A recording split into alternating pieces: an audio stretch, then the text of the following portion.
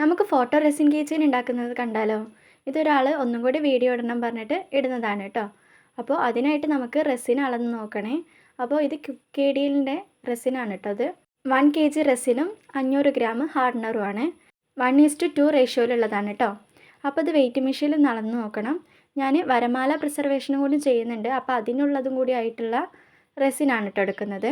60 gram റെസിനാണ് എടുക്കുന്നത്. പിന്നെ 30 gram ഹാർഡനറുമാണ്. ഈ ചെയിൻ മാത്രം ചെയ്യുന്നവർ കുറച്ച് ക്വാണ്ടിറ്റിയിൽ എടുത്താൽ മതി കേട്ടോ. വീഡിയോ കാണുന്നതിൻ്റെ ഇടയ്ക്ക് സബ്സ്ക്രൈബ് ചെയ്യാൻ മറക്കരുത്. പിന്നെ വേണ്ടവർക്ക് ഷെയർ ചെയ്യാനും. അപ്പോൾ 60 ഗ്രാം റെസിനും എടുത്തിട്ടുണ്ട്, 30 ഗ്രാം ഹാർഡനറും ആക്കിയിട്ടുണ്ട്. ഇത് നമുക്ക് നന്നായിട്ട് ഇളക്കണം. ഒരു 5-10 മിനിറ്റ് നമുക്ക് നന്നായിട്ട് ഇളക്കണേ. അപ്പോൾ ബബിൾസ് വരാതെ നോക്കണം. ബബിൾ റിമൂവർ ഉണ്ടെങ്കിൽ കുറച്ച് നേരം ഇളക്കിയാലും മതി. എന്നിട്ട് ഇളക്കി കഴിഞ്ഞതിന് ശേഷം ജസ്റ്റ് ഒന്ന് ഒരു 5 മിനിറ്റ് മാറ്റി വയ്ക്കാവുന്നതാണ്.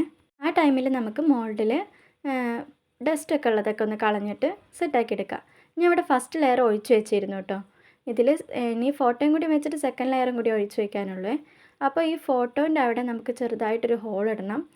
പിന്നെ ബബിൾ റിമൂവർ സ്പ്രേ ചെയ്തിട്ട് ഇത് ആ ഫോട്ടോയും വെച്ചിട്ട് അതിൻ്റെ മേലെ ഒന്നും കൂടി സ്പ്രേ അടിക്കണം കേട്ടോ.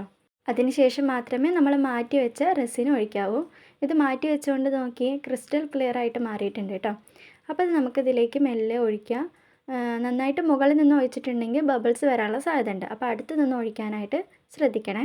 ഇത് ഒഴിക്കുമ്പോൾ ഈ ഫോട്ടോ ഒന്ന് മുകളിലേക്കായിട്ട് വരുന്നുണ്ട്. അതുകൊണ്ടാണ് ഞാൻ താഴത്തേക്ക് തന്നെ ആക്കി കൊടുക്കുന്നത്. എന്നിട്ട് ബബിൾ റിമൂവർ ഒന്നുകൂടി സ്പ്രേ അടിച്ചതിന് ശേഷം നമുക്കത് മാറ്റി വയ്ക്കാവുന്നതാണ്. എന്നിട്ട് 24 hour കഴിഞ്ഞതിന് ശേഷം നമുക്കത് നോക്കി നോക്കാം. ഒരു ദിവസത്തിന് ശേഷം ഇത് ഇതുപോലെ കിട്ടിയിട്ടുണ്ട് കേട്ടോ. അത് എടുത്ത് നോക്കിയപ്പോൾ അതിന് ചുറ്റോറ് റെസിൻ പോയിട്ടുണ്ടായിരുന്നു കേട്ടോ. അപ്പോൾ അതൊക്കെ വൃത്തിയാക്കി. അപ്പോൾ അതിന് ശേഷം ഞാൻ ഒരു ലെയറും കൂടി ഒഴിച്ച് വെച്ചിട്ടുണ്ടായിരുന്നു അതിൻ്റെ മുകളിൽ. അപ്പോൾ എന്താണ് അവസാനത്തെ ലുക്ക് എങ്ങനെയുണ്ടെന്ന് നിങ്ങൾ പറയണേ.